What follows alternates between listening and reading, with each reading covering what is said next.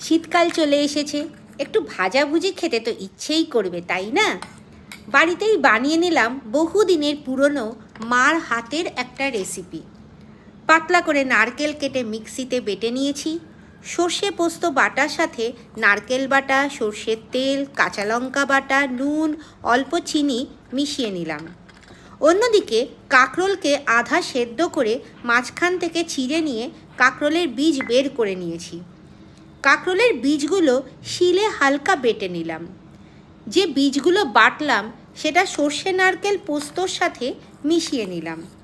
এই বাটাই আমি কাঁকরোলের ভেতর ভরে দিলাম। বেসনে অল্প নুন, হলুদ, কাঁচা লঙ্কা, একটু রসুন বাটা, পোস্ত, জোয়ান সব মিশিয়ে একটা টেস্টি ব্যাটার তৈরি করে নিলাম।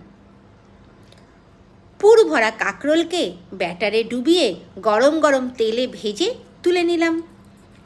বহুদিনের পুরনো রান্না এটা, কিন্তু যারা এখনও কোনো দিন বানিয়ে খাননি তারা চটপট বানিয়ে ফেলুন। ঘি ভাতের সাথে অথবা ডালের সাথে এই পুর ভরা কাঁকরোল বেশ ভালো লাগে শীতকালে খেতে।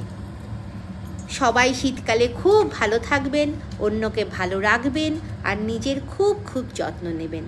আজ আসি, টাটা। পরের ভিডিওতে নতুন কিছু নিয়ে আপনাদের সাথে আমার আবার দেখা হবে। ততদিন সবাই খুব ভালো থাকবেন।